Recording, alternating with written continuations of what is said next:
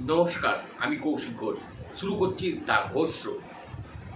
আজকে যে প্রতিবেদনটি নিয়ে হাজির হয়েছি সেটি হলো একটি সারা ভারতবর্ষ জুড়ে আলোচ্য বিষয়। তার কেন্দ্রবিন্দু হচ্ছে Paschimbanga, the Bengal files. The Bengal files নিয়ে যে আলোচ্য বিষয় হওয়া উচিত ছিল এ বাংলার ক্ষেত্রে, সেই আলোচ্য বিষয় যেন কোথাও হারিয়ে গেছে। এই বেঙ্গল ফাইলস নিয়ে যেরকম ট্রেজার মুক্তির সময় হইচই পড়ে গেছিল, সেই হইচই কিন্তু সিনেমা মুক্তির দিন কোথাও হারিয়ে গেছে এই বাংলা থেকে। সেই সমস্ত কিছু গুরুত্বপূর্ণ তথ্য নিয়ে হাজির হয়েছি আমি কৌশিক। দেখতে থাকুন এই প্রতিবেদনটি শেষ পর্যন্ত। The Kerala story, Kashmir files, তারপর বেঙ্গল ফাইলস। কেরালা ফাইলস এবং দ্য কাশ্মীর ফাইলস কিন্তু হইচই পড়েছিল সারা ভারতবর্ষ জুড়ে। এই ছবি নিয়ে রাজনীতিও হয়েছিল। এরপর যখন বেঙ্গল ফাইলস প্রথম এই সিনেমাটি তৈরির পর সিনেমার ট্রেজার সামনে আসে, তারপর রাজনীতি শুরু হয়েছিল। এই নিয়ে হইচই পড়েছিল রাজ্য জুড়ে, কিন্তু সেই হইচই হারিয়ে গেল কোথাও যেন মুক্তির দিন। সারা ভারতবর্ষ জুড়ে বেঙ্গল ফাইলস মুক্তি পেলেও পশ্চিমবঙ্গে মুক্তি পায়নি, কারণ রাজ্য সরকার চায়নি। রাজ্যের বর্তমান শাসক দল তৃণমূল কংগ্রেস তার বিরোধিতা করেছিল এবং কোনো হলে সেই সিনেমা কেনা হয়নি। কিন্তু সেই জায়গায় দাঁড়িয়ে বেঙ্গল ফাইলসের জন্য বিজেপি বড় বড় কথা বললেও তাদের কিন্তু এখন সেইভাবে ময়দানে দেখা যাচ্ছে না। বেঙ্গল ফাইলস নিয়ে মুক্তি না পাওয়ার জন্য কেন তারা আন্দোলনে নামলেন না? একটা সিনেমা জগৎ, একটা স্বাধীন চেতনা জগৎ, সিনেমার গানে বিভিন্ন কিছু ফুটিয়ে তোলেন, একটা প্রতিবাদের জায়গা হয়। সেই জায়গায় বেঙ্গল ফাইলসকে সিনেমা হলে চলতে দেওয়া হলো না। এ রাজ্যে কেন চলতে না দেওয়ার প্রতিবাদে কেন সরব হলেন না? এই বেঙ্গল ফাইলস কি নিয়ে তৈরি?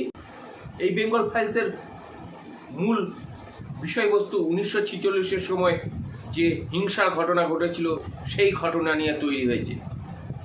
এই বেঙ্গল ফাইলসে ভূমিকায় রয়েছেন বা যাদের চরিত্র তুলে ধরা হয়েছে তার মধ্যে সবচেয়ে রয়েছে নাম বিতর্কিত গোপাল পাঠা। তিনি সেই সময় হিন্দুদের রক্ষাকর্তা হয়ে উঠেছিলেন।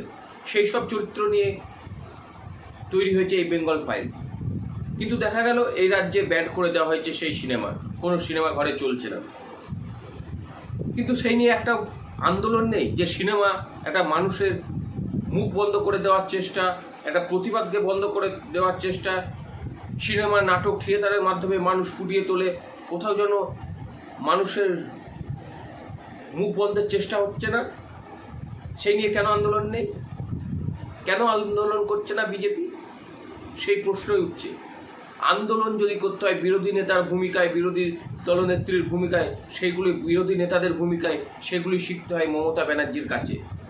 তিনি যখন বিরোধী নেত্রী ছিলেন এই রাজ্যের, সেই সময় বিভিন্ন ইস্যুতে সরব হয়ে তিনি রাস্তায় নেমে পড়তেন। তিনি সরকারে রয়েছেন, তবু কেন্দ্রের বিরুদ্ধে কিন্তু ওয়াই চ্যানেলে বসে ধর্নার মতো বিভিন্ন প্রতিবাদ আন্দোলনে তিনি সামিল হয়েছেন।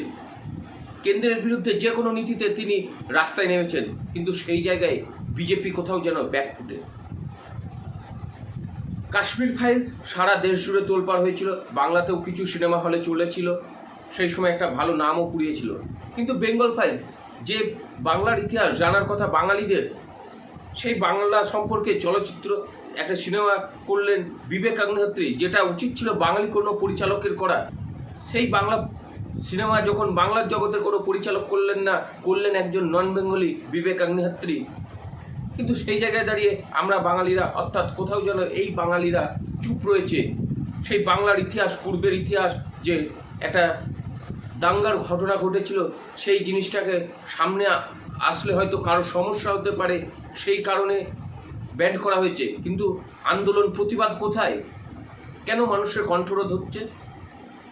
মানুষের কণ্ঠরোধ নিয়ে বিজেপি কেন আন্দোলনে নামলো না? তারা একটি নতুন বিষয় সামনে নিয়ে এসেছে যে ফিল্ম ফেস্টিভ্যালের মধ্য দিয়ে দেখানো হবে।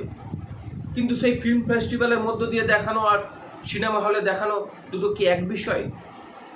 বিরোধী দলনেতা আজ বলেছেন যে আর কিছুদিনের মধ্যে সবার মোবাইলে পাওয়া যাবে। সবার মোবাইলে পাওয়া গেলে সেই অর্থে কিন্তু যিনি পরিচালক প্রযোজক রয়েছে তারা ক্ষতির সম্মুখীন হবে।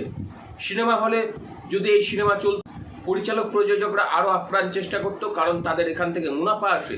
কিন্তু সেক্ষেত্রে যদি সিনেমা হলেই না চলে তাহলে তাদের ক্ষেত্রেও যেমন একটা সমস্যা রয়েছে, আর্থিকভাবে ক্ষতির সম্মুখীন হতে হবে। কেন হাত গুটিয়ে বসে রয়েছেন বিভিন্ন হিন্দুত্ববাদী সংগঠন? কেন তারা সিনেমা হলে অনুরোধ করতে পারলেন না? কেন আন্দোলনে নামলেন না? এটা যদি উল্টো দিক হতো, স্বয়ং বিজেপির কোনো কেন্দ্রের কোনো একটা জোর করে চাপিয়ে দেওয়া হতো, বন্ধ করে দেওয়া হতো, তাহলে নিশ্চয়ই আমরা দেখতে পেতাম হয়তো মুখ্যমন্ত্রী সব থেকে বেশি সরব হতেন, রাস্তায় নামতেন দলীয় নেতা নেত্রীদের বার্তা দিতেন নামার জন্য। কিন্তু সেই জায়গায় দাঁড়িয়ে বিজেপি কোথাও ব্যাকফুটে, কোথাও যেন যারা হিন্দুত্ববাদী সংগঠন রয়েছে তারাও কোথাও ব্যাকফুটে, তারা এই রাজ্যের যে সিদ্ধান্ত ব্যান্ড করে দেওয়া তার প্রতিবাদে রাস্তায় নামতে পারল না। দ্য বেঙ্গল ফাইলস বিভিন্ন রাজ্যে মুক্তি পেয়েছে, শুধু বাংলা ছাড়া। এ রাজ্যে বেঙ্গল ফাইলস নিষিদ্ধ করা হলো। সব মিলিয়ে যে পরিস্থিতি তৈরি হচ্ছে তাতে মানুষের কণ্ঠরোধ তৈরি করার চেষ্টা হচ্ছে, কিন্তু সেই জায়গায় প্রতিবাদের কোথাও যেন ভাষা নেই, কোথাও প্রতিবাদ আন্দোলন নেই। আর কেন আন্দোলন নেই? কোথাও যেন বিজেপিরই এখানে কোথাও একটা নেগেটিভ দিক সামনে আসবে। কেন মানুষের জন্য তারা রাস্তায় নামতে পারলেন না? মানুষকে পুরনো তাদের ইতিহাস, তাদের যে একটা ক্ষয়ক্ষতির সম্মুখীন হয়েছিল সেই ইতিহাস সবার জানা দরকার। সেটা তারা সর্বসম্মুখে আনতে কোথাও যেন ব্যর্থ। বেঙ্গল ফাইলস সমস্ত হলে চলা উচিত ছিল, কিন্তু সেটা কোথাও যেন কণ্ঠরোধ করা হলো সিনেমা জগৎকে। আজকের প্রতিবেদন এই পর্যন্তই। দেখতে থাকুন দ্য ঘোষ শো।